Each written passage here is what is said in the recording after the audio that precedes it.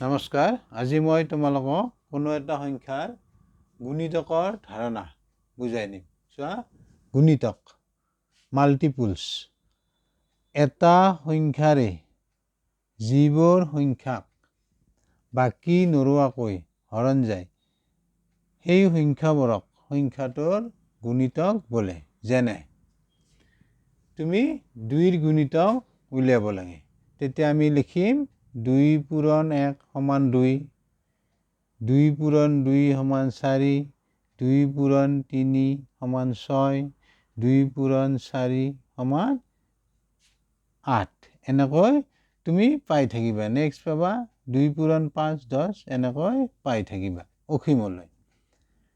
তেতিয়া আমি লিখিম 2ৰ গুণিতকবোৰ হ'ল, কি পালা 2, তাৰপিছত তুমি 4 পাইছা, তাৰপিছত 6, তাৰপিছত 8, এনেকৈ তাৰপিছত তুমি 10 পাবা, তেনেকৈ 12 পাবা, এনেকৈ অসীমলৈ পাই থাকিবা। অৰ্থাৎ অসীম সংখ্যক 2ৰ গুণিতক পাবা তুমি।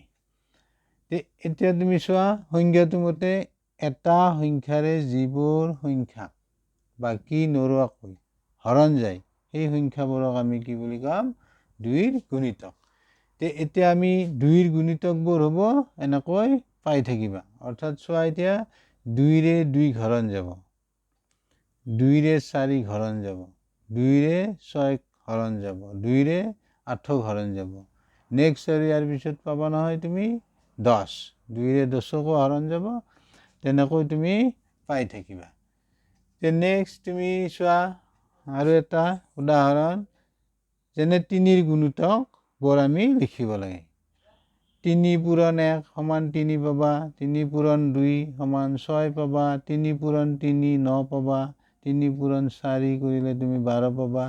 নেক্সট 3 পূৰণ 5, ইয়াৰ পিছত আহিব তোমাৰ 15 পাবা। এনেকৈ ডট ডট অসীমলৈ পাই থাকিবা। তেতিয়া 3ৰ গুণিতকবোৰ হ'ব কি? 3, তাৰপিছত 6 9, তাৰপিছত 12, ইয়াৰ পিছত তোমাৰ কি আহিব 15, এনেকৈ পাই থাকিবা। অসীম সংখ্যক পাম আমি। এতিয়া চোৱা, 3ৰে 3 হৰণ যাব, 3ৰে 6 হৰণ যাব, 3ৰে 9 হৰণ যাব, 3ৰে 12 হৰণ যাব। গতিকে এই সংখ্যাকেইটা হ'ব 3ৰ গুণিতক। তেনেকৈ এই সংখ্যাবোৰ হ'ব 2ৰ গুণিতক আমাৰ সংজ্ঞাটো মতে। এটা সংখ্যাৰে যিবোৰ সংখ্যা বাকী নৰোৱাকৈ হৰণ যায় সেই সংখ্যাবোৰক আমি কি বুলি ক'ম?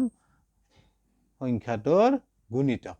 এনেকৈ তোমালোকে উলিয়াবা ঘৰত 4ৰ গুণিতক, 5ৰ গুণিতক, 6ৰ গুণিতক, 7ৰ গুণিতক, এনেকৈ ঘৰত অভ্যাস কৰিবা। তেতিয়া আৰু ভালকৈ বুজি পাবা। গতিকে ভিডিঅ'টো তোমালোকে কেনে পালা মোক জনাবা, আৰু ভিডিঅ'টো লাইক শ্বেয়াৰ ছাবস্ক্ৰাইব কৰিবা। Thank you, bye by.